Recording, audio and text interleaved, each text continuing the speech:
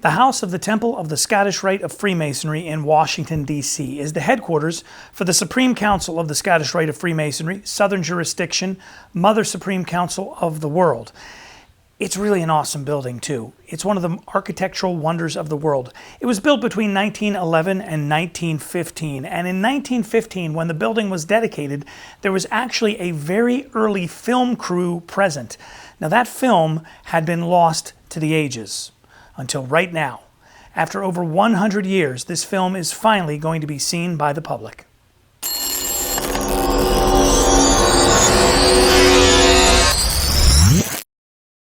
Welcome to the Scottish Rite of Freemasonry channel. I am Maynard Edwards, 32nd degree KCCH, your host here on the channel. Make sure you subscribe, give us a thumbs up, drop a comment, especially if you're a Master Mason or a Scottish Rite Mason. You want to just give a little fraternal greeting, do that in the comments, and you can always email us, podcast@scottishrite.org. And you're definitely going to want to share this video. It's a little longer than some of the other videos on the channel, but honestly, this is one of the coolest videos we've ever had the chance to release. As I mentioned at the beginning, in 1915, when the House of the Temple was dedicated, there was an early film crew present. Now, film was in its infancy.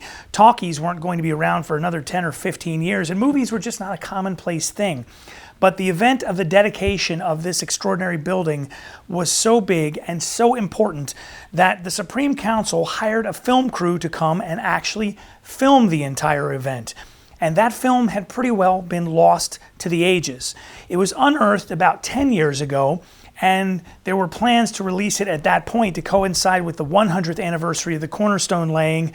And then in 2015, there were plans to release it at the 100th anniversary of the dedication, but for some reason or another, that kind of got backburnered.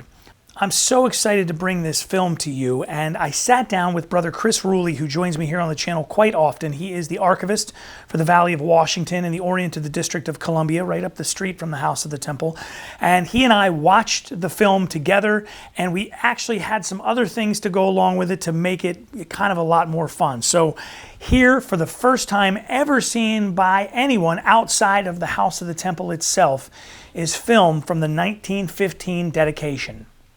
This is really cool to have. This is crazy. You're legitimately excited. Yeah, this is kind of nuts. This is footage that has never been seen before. It is over 100 years old. The House of the Temple was dedicated in 1915, and just to level set, they started construction in 1911, 1915, the building took occupancy. In 1915, as part of the biennial session, they dedicated the building October 18th, 1915. And it was a huge thing. Yes. They basically processed up the street from the old House of the Temple to the new, grander House of the Temple. And we've got the program, but we also have film that has never been seen outside of this building. Right. So what we do know is that if you look at the Library of Congress, there is a series of about 30 or 40 photographs of the event. And I initially thought, oh man, these must be associated to it. But this is actually film that's at a slightly different angle than the photographs that were taken. So there's clearly two crews that were working, one that was taking film, one that was taking photographs. And as you'll see, this is done in silent movie style, where every few scenes they put up a black screen with white writing on it. And the way that was done back then is they had a black piece of paper essentially, and they would paint on it with white paint that was somewhat reflective. They would shine a bright light on it, and then they would literally film that piece of paper, and that was how they put those different drawings and narration, essentially, or subtitles, if you will, in between the scenes. And so what we thought we would do is we're going to watch the film with you and talk a little bit about it. This is a photocopy of the program that we have gotten that Chris found in working with our librarian with Larissa Watkins, who is like human Google, if you've ever called the House of the Temple. And we'll kind of go through, and I'm going to, we're not going to hear it while he and I are sitting here in the room, but underneath you'll hear music, and hopefully I can get the music to line up with what would have been heard at the time as part of the band, because this is really cool. Yeah, and then the other thing is now, there was the way that the film was set up with the cards and you're going through it, there would have been music associated with the film, but what you're talking about is the music that would have been happening at the ceremony. Right. That day, there were several different musical groups in attendance. There were a couple of choruses and at least two marching bands that we can see. And then after this was over, they went upstairs into the temple room and there was an organ concert. Now, we're not going to go that far. We're going to stop basically at the front door, and once the Supreme Council goes into the front door, the film kind of ends. But in a silent movie theater, had this been playing, and I don't know that it ever played anywhere, but if it did, there would have been an organist would have been in the movie theater playing along and providing sort of an accompaniment to this. But so we'll do that kind of underneath. But if people were here that day on the steps, they would have heard bands. It's a cool film. Even just taking away from the idea of it's Masonic, it's that they're very, films of that era are very difficult to come by anyway. They've degraded the way that they were stored. And this one has as well. You can see some of the damage. Okay. Yeah. But it's still very cool. So I say we give it a watch, and we'll put it up here on full screen. And for anybody that wants to, what I will do is in the description I will put an unlisted YouTube link. So anybody wants to go through and just watch it without us yakking over it, you'll be able to do that. But in the meantime, let's fire away here on this thing, having not been seen since maybe ever. This is nuts. Dedication of the new Scottish Rite House of the Temple, ancient accepted Scottish Rite, Southern Jurisdiction, Washington, D.C. The old House of the Temple. Right. So they started up the street. Now, where exactly was this building? Pause this for a second. Sure. So what's going on here is this is 433 3rd Street. Okay. Now, this was downtown Washington, D.C. So a couple blocks from the White House. Farther, it's actually now where the old D.C. City Hall would be, closer to where the D.C. City Hall would be. And so this is the building that, Albert Pike helped build. This is the building that when he went out to fundraise money, this was the building that they're talking about. So for the first 10 years, Albert Pike moved to D.C., 1870? He moved to 1869. He comes to Washington, D.C., and then brings the House, the Supreme Council offices with him. They don't have a building for the first 10 years. It actually is out through his residence. Yes, his house. So in 1870, they go through the process of setting up this new building. They're building it. He's going out. He's actually fundraising. And so for most of the time, Pike's out in the United States raising funds for a House of the Temple. And so later on, around 1910, so this is 5 years later, 1910, that building gets transferred over to the D.C. Scottish Rite. So as they're building the House of the Temple, the D.C. Scottish Rite is actually taking over ownership of the House of the Temple. So what you're seeing now in this video is the D.C. Scottish Rite owning it, but they're starting this process symbolically from the old House of the Temple to the new House of the Temple. So this wasn't a terribly short procession from there to here then. That's about a mile. That's about a mile. I mean, mile in downtown D.C. You're stopping traffic. You're controlling. This. Oh, by the way, another thing about this that we remember, this is the lens that we're going to apply it to. Masons reach out to President Taft and say, "Can we request that federal, employees who are Masons, can they participate in this event?" And Taft actually approves it. And there's a whole thing about that later on. But so there's a lot of people who are employed in the federal government that have the day off on Monday to watch this event happen, which is kind of cool too. Yeah, because this was a Monday. Generally speaking, even today in the biennial session, the biennial session is held in August now. It's no longer held in October.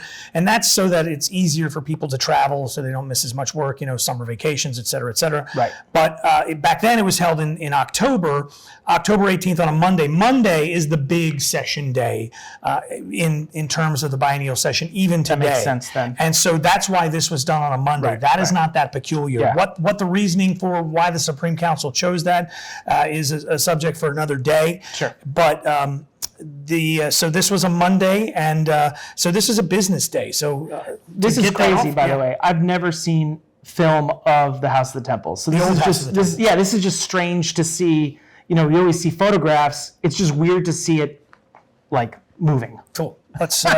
And I love, it's out of focus, it's hard to see, but you can definitely tell some of the old cars and with the big wagon wheel type wheels. So, all right, so here we go. We're processing up the street. Yep. Carriages. There's a horse and a carriage mixed with cars. Yep. Do not see that in D.C. today.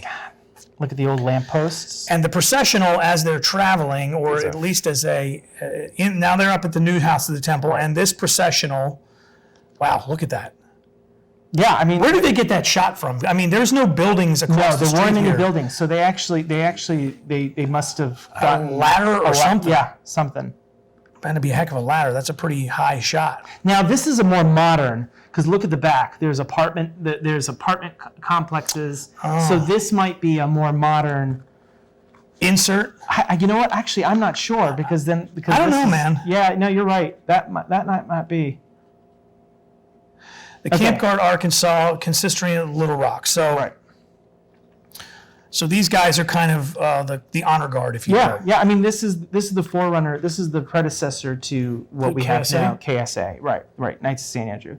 This is, and I think it started. At least the Camp Guard started around that time. Hang on, let's pause here then, and for folks who are not Masons or who are not Scottish Rite Masons Right. watching, the Knights of St. Andrews is a group of 32nd degree Scottish Rite Masons. It's not in every Orient in the Southern jurisdiction, but it's in most. It's at least in many, and they are sort of a service organization. They handle everything from escorting dignitaries to acting as a color guard to washing the dishes in some places. So there's sort of a service arm, and it's specifically for 32nd degree Scottish Rite Masons. Right. Once you become a Knight Commander of the Court of Honor, in other words, a Red Hat or a 33rd degree Scottish Rite Mason, you can no longer be a KSA. You become a Knight Emeritus, which I'm a Knight Emeritus. Okay. I became a Knight. And then, like about 6 months later, I got my red hat. So I didn't even get to wear my kilt even once. Shucks. But the KSA is a very popular organization. They have a lot of very colorful regalia, very Scottish in origin. A lot of tartans. They do wear kilts. Some of them. So so this is the precursor to the KSA. Now you got to remember that the Camp Guard sort of acts like a drill team. So there's drill teams for Shriners, there's drill teams obviously for the Knights Templar, and so this is the equivalent of a drill team, a military style, like support, escort, honorary escort, support during big sessions. And so obviously it's huge that, and it makes sense that they would be up here that day for this event. Cool. And they're wearing their white, all white. And so you can see the military style, and most of these guys, some of them likely were, So here Knights Templar. the old crew is leaving the old house of the temple. Right. So again, another symbolic of like the Supreme Council is leaving. They're symbolically leaving, and they're moving on to the temple. Now, what you see here is the Albert Pike Camp Guard of Washington D.C. So these are D.C. guys on the right and left, and the Grand Commander and the other members of the Scottish Rite are coming in.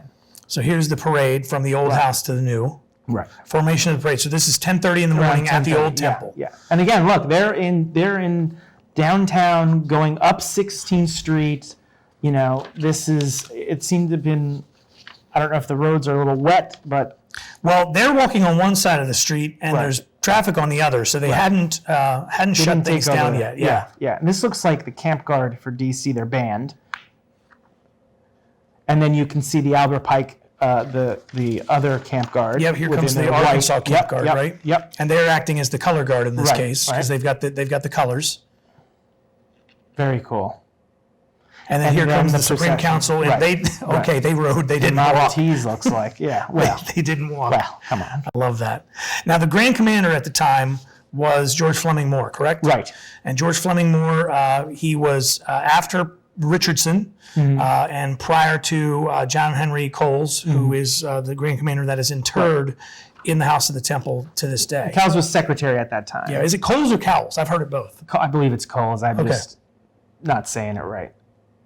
And so you can see that they're doing this part of this drill. You saw the police officer was biking around telling people to get out of the way. He's still telling people to get out of the way, and you can see that this is again part of that tradition of drill type of work, which was They very are precise, popular at man. the time. Look at them. Oh my God! I mean, they must have been doing drills up until the day, practicing. This is a big event for them.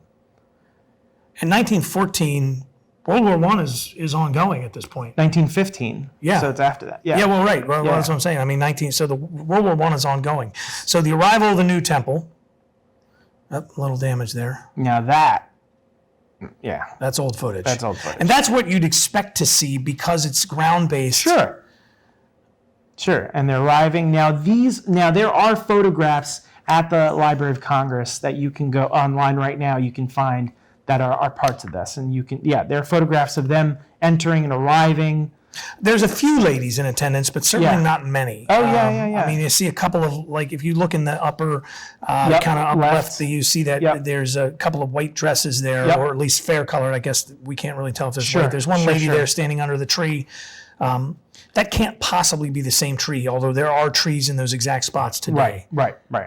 And here they're assembling on the steps. Looks like the camp guard is placing the flag.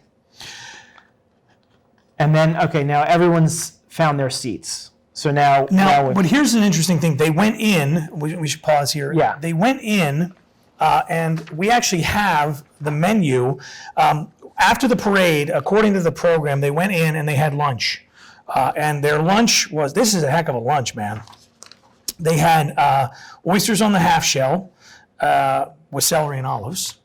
Soft shell crabs, because there's Maryland people there and we have to have crabs on everything. Roast young turkey, lettuce and beet salad, which goes at the end of the meal, which is different than our modern tradition. Right. And then Harlequin ice cream and assorted cakes. I wonder, what is Harlequin ice cream? I have no idea. I've got to Google that. We're going to have to look that up, and I'll stick a little Harlequin ice cream sign right here. Yeah, we fancy like Applebee's on a date night. Right, because the dedication doesn't start until 2:00. Right, so they had lunch. Right. So they started the parade at 10:30. Probably takes them a solid hour to get all the cats organized and get them up the street. They go in, they have lunch. 2:00 is the dedication. So now folks are seated on the temple steps out front. And there's no seating. So everyone's sitting on the steps. They're sitting on the floor. They're around the entire temple. Reports at the time in the newspapers estimate the crowd at 5,000. Does that look like 5,000 to you? I mean, there might be people around. Yeah. Let's keep an eye out. You just can't tell. Yeah. It's a lot. Needless to say, it's a lot. They're standing up. I think this is the invocation. Yep. It's the entrance to the office of the members of the Supreme Council. Holy, holy, holy Lord God Almighty. Very traditional hymn. Right. And here we are in the full program. And the choir is the Louisville Scottish Rite Choir from St. Louis. Pretty cool. It's cool to have the program so we can kind of follow along as we go here. And again, there's no microphones. They are just talking. If you can hear it, that's great. Okay, now we need to stop and talk Masonic lore for just a moment. Right. Normally, at a building dedication, at a cornerstone dedication, the building would be dedicated with corn, wine, and oil, which those are traditional Masonic emblems of peace, health, and plenty. And basically the idea is we're asking for God's blessing, asking Him to give us peace, to give us health, and for things to be plentiful. This ceremony, this was a custom job because there's extra stuff beyond corn, wine, and oil here. There's lustration by water.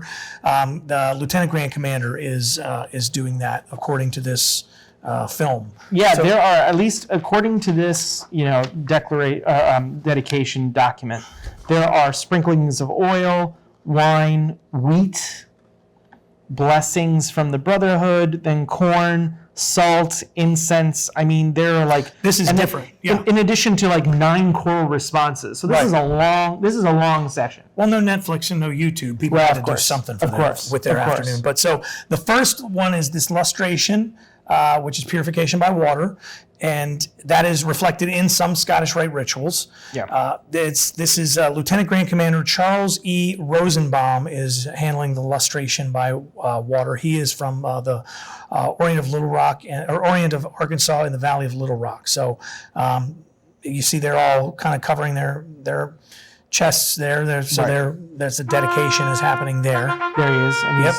And so you can tell every time they're standing up, they're doing, and then they're sitting down, and then he's saying something, as he's pouring. And then according to this document, there's a choral response. So there's music afterwards. Now sprinkling of oil from the Grand Prior, and the Grand Prior was Charles F. Buck of New Orleans, Louisiana. All right. To the mutual concession, charitable judgment, and toleration. And so basically, each of these guys is going to stand up and dump Right. whatever Right. substance it is Right. onto the little gavel. It looks like a gaveling block or some kind there in front of them. Just a little pillar. Yeah. That's exactly what it is. They're miniature pillars. Yeah. I wonder where those are. Nothing ever gets thrown away around here, so Yeah. they're in this building somewhere. And here's the choral response, Faith, Hope, and Charity. And the Grand Chancellor, who is Ernest B. Hussey of Seattle, Washington. Seattle, Washington. He's All right. he's traveling here, consecrating the temple to charity, compassion, and sympathy. Here's the music, and there's the chorus in their little what we'd call them, graduation outfits. Yeah. With the little tassels. But that's a choir Yeah. outfit at the time. And another dedication. And this one is the Grand Chancellor. So what is he dumping on there? That doesn't. Oh, wine. Okay, now wheat. Wheat. Grand Minister of State, who was Trevian W. Hugo. Trevanian, not a common name today, from Duluth, Minnesota. Duluth, Minnesota. Look at that. That's a big boy. Yeah. Well, the robes help.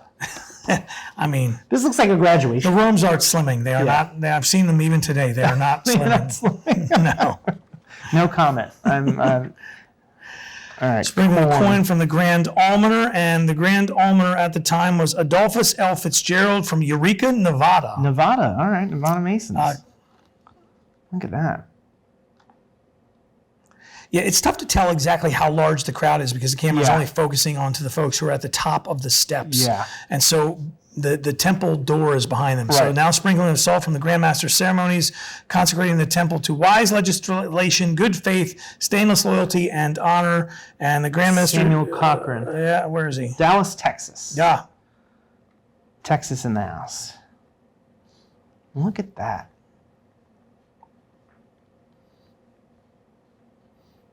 This is miraculous. That's a really good shot. Yeah. I feel bad. Somebody's going to have to clean that up. Like, they just got salt dumped on them or something. Oh, that's great. You know, some lady was like, oh, my hat. Yes. Lighting the incense, Sovereign Grand Commander, a symbol of gratitude, veneration, and love to God, and a pledge of future fidelity and performance of duty. So this is George Fleming. Moore. Oh, Yeah. George Fleming Moore. Hope we don't lose it. Who was also the editor of the New Age magazine at one point, and so he was the first editor of the New Age magazine, which now became the Scottish Rite Journal. Is that the sword? That's the sword. Yeah, that's the Grand Sword Bearer behind him there.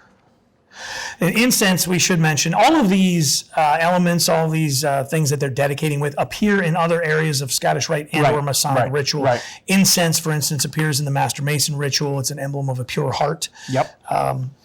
Chorus Te Deum, which is to God. St. Louis Scottish Rite Choir. Charles Galloway is the leader. 32nd degree. The DC Scottish Rite Camp Guard in the background. Those are the guys in the black caps, or at least dark caps. And then the other side you may see is on the other side of the building was the white from Arkansas. Right. No. Oh, is this the Getting ready to unfurl the banner. the banner? Here we go. Closing address to Sovereign Grand Commander and unfurling the banner of the order. Great. It says here, fanfare of trumpets, unfurling of the banner. Okay. Here's my prop. Hold it. Hold it. All right. Have you ever seen the movie Spinal Tap? Yes. So you know how they expect the monument of Stonehenge exactly. to come Know down? It's exactly. supposed to be so big. Yeah. And you know, it's just I know. this is like, hey fellas, we got the measurements on this deal wrong. That was very anticlimactic. Here's the thing. They spent millions of dollars on this building. They had to. But you're right. I mean, So wait a minute, they spent millions, Yeah. and then they got It's to not this great. thing. It's not great. They went, It's not great. Just, you want the big one or the little one? Yeah. Little Yeah. one's fine. That's right. It's not great. Now, is this the same banner that's upstairs in the tent? I don't think it is. I don't think it could be. It It doesn't looks like say- it's the same size, though, doesn't it? Yeah, I mean, You know the what I'm banner of talking the about? order. Yeah. I'd be curious. I think we should go check it out and see. All right, we'll have to check. I'll insert a picture of that right here. So I'm not sure whether it is or not, but Even the American flag is flag much is big. larger. Yeah, It's a little. I'm gonna need. This is like the Zoolander. and look I at the need guy this with at the least baton. twice as big. Look at Yeah. the guy with the baton. Just keep playing. Just keep going. Star Spangled Banner. They're singing the Star Spangled Banner. Well, they just unfurled the flag. Yeah. That's great. Grand Chorus, we march to victory with choirs and orchestra. Victory. Okay. Man, he is conducting. That dude Yeah. is not. That is a maestro. I right wondered. there. No, I don't think that's. But who's the Grand Grand Primate. Primate? You think that's supposed to be prelate, and they goofed it up? There's a joke in there. I've never heard of the Grand Primate. I think it might have been prelate. Yeah, I think you're right. I think that was supposed to be prelate. Well, perhaps the film, the guys who made this film were not Masons. It's fair enough. It's certainly possible. Right. To be honest with you, I'm not sure the origin of this film. It was found in the archives, Yeah. and who ordered it made, Yeah. and what and where, we don't know. Yeah. I can tell you how I came into its possession, and we'll talk about that at the end. Sure. Everyone's heading out. Yeah. Hats are. Look at the sword. It's helpful. It's actually from a crowd perspective, knowing where the sword is. Yep. It's actually really helpful. And that's it. And there we go. Look at There's that. the end. So overall, this is an extraordinary record. It's amazing. It's really cool. Yeah. To be able to see that. Yeah. And to see what that ceremony looked like and how they performed it. It's having the program is nice, but to have footage of it. Yes. Yeah. Really, where people were standing and what was happening. Here's how this came into our possession. In 2015, to celebrate the centennial of the House of the Temple, everybody started going through everything, looking for photos and records of the beginning of the building from 1911, its first shovel of dirt into the ground, until 1915 when this ceremony took place. Someone found this, sent it off to a company to have it digitized. There is that one scene in there where you think it might be a modern. I'm not sure. I'm not Yeah, sure. I'm not sure either, but Yeah. it's certainly possible. Yeah. They could have stuck one in there to help tell a story, but Yeah. it really did seem like it. I could go either way. The on one that. from the ground looks very That's definitely contemporary. that is from Yeah. 1915 Yeah. without a doubt in my Yeah. mind. It's possible that an editor somewhere stuck that other frame in there, but it was digitized, and the plan was to do something very much like what you and I are doing now, and to have it made available to people who were here, or to show it during the 2015 biennial session, and it just never got done. There was just too much other stuff Things going were on. This got happening. Yeah. backburnered. Yeah. And it got forgotten about. I've been going through those archives, looking at different things that we could share with people on YouTube, Right. and found that, and it's just It's really cool. It's impressive. I mean, there's not a lot of film of Masons in general around that time. There's only, I think, one or two that I know of. There's the 1932 Capitol Cornerstone ceremony, but that was 1932. That's Right. 20 years later. the talkies were around at that point. Right, So right, movies right. were much more commonplace. That, to me, that's the real mind-blowing thing.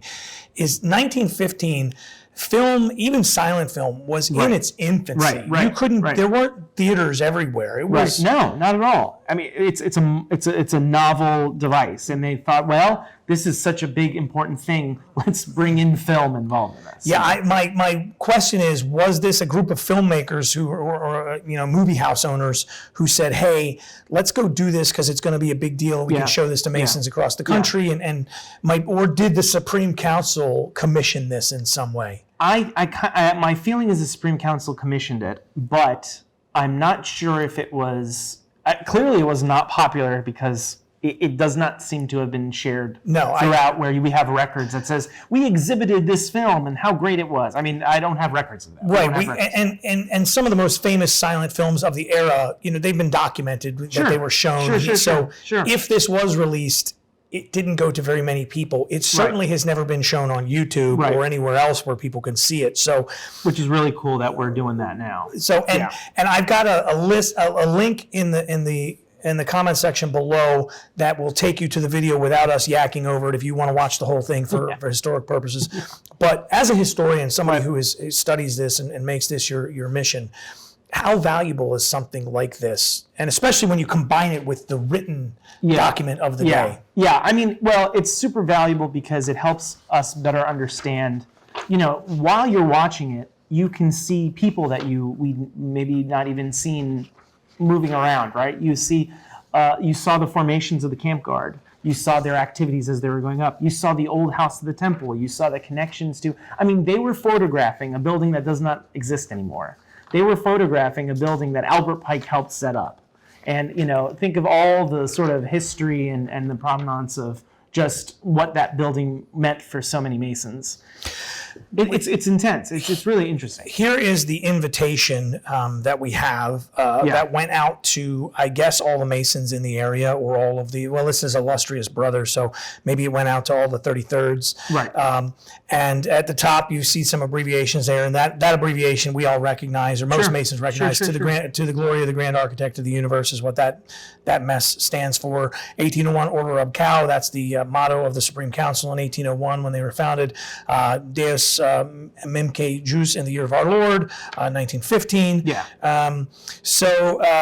Health, stability, wisdom, and this is what's interesting to me. From the East, the Supreme Council, Sovereign Grand Inspectors General, yada yada, the Mother Supreme Council of the World, under the CC of the Z near the BB, answering to, and then it's got GPS coordinates.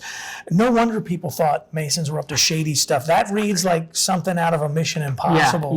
You know, this message is going to self-destruct. Yeah, I mean, in Washington, D.C. being the land of monuments, you know, you've got the Lincoln Memorial, you've got the Washington Monument, you've got all these monuments, and then all of a sudden, imagine being the neighbor of, you know, the neighbor that's right next door. They built this grand Masonic, I guess. I mean, it looks like, you know, the classical Greco-Roman architecture, and then all these Masons are there, and it's just fascinating. But interestingly, there are no Masonic emblems per se on the outside of the building. There's no giant square compass out there. There's no real double-headed eagle out there. Yeah, it says the Supreme Council is carved into the face of the building. But you know, as this was first going up, you know, who would have known? I mean, I mean, it's a small town at that point in time still. So, but I mean, I think you would have, if you were a visitor to Washington D.C., you'd say, "Oh, that's interesting.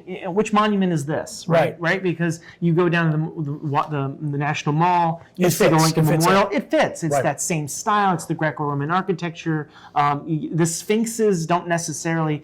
If you were not a Mason, you'd be like, oh, I guess Sphinxes have something to do with Masonry. Yeah. Or, you know, the temple has something to do with Masonry. And most libraries at the time in several buildings in downtown D.C. have lions and other guardians. But here's the thing, though. There was no building like this constructed at that point. Yeah. There was no building. This is a miraculous thing. Now we've got, and later on in the 30s and 40s and 50s, there would be even, just as interesting buildings that were erected with very similar features. But this was very much a unique, interesting building that was not seen before. And look at how many people, did you say 5,000? 5,000 individuals came, and that was not just Masons, but they were, folks who flocked from Washington, D.C., maybe folks outside the United States who stopped by to take a look. I'd spot them 1,000. I don't know if I'd say 5,000. I really don't know. Nevertheless, there were Masons from across the country, certainly high-ranking members of the Supreme Council, that came to participate. One name that's conspicuously absent from this entire program and from the film is Pope, John Russell Pope, the architect. Yeah, that's true. Not anywhere in the program. Now, he was not a Mason. Right. So maybe, but you would think that in some way he would be recognized. Yeah. I mean, his name is on the dedication plaque out that's in the foyer there. But well, we do know in like dedication ceremonies or cornerstone ceremonies, sometimes the architect, I know, the many in DC for memorials and buildings, the architect does play a part in the cornerstone ceremony. Sometimes he's given ceremonially the tools, the working tools, and there's a little bit of a section there. But it is curious that Pope is not even. There's not a mention of him in this program. Doesn't even speak. He's not even like brought up and said, here's something interesting or given a time. Well, we don't have a transcript, so we don't know. Maybe the Grand Commander thanked him or anything, but he is not acknowledged anywhere in this ceremony. He is not, laying a stone or spreading oil or water or corn or wheat. So that is a good point. I didn't think that.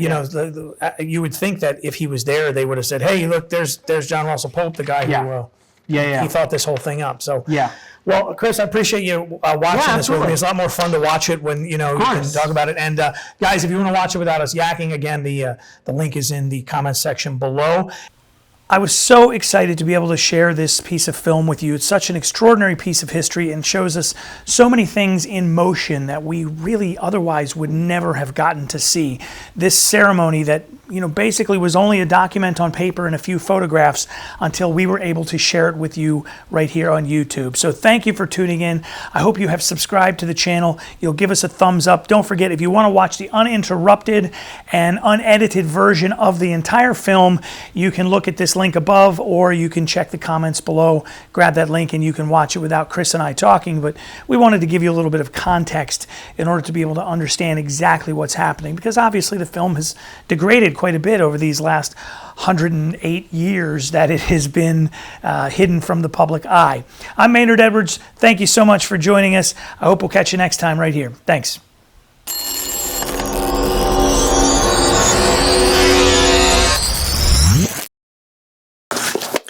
Hey, if you're watching this video and you want to learn how to become a Freemason, click this video right here and it's going to give you a step-by-step process to follow on how to connect with a Masonic Lodge. And if you're already a Master Mason interested in joining the Scottish Rite, click this link right here and it's going to take you to the Scottish Rite website where you can sign up to become a Scottish Rite Mason right now.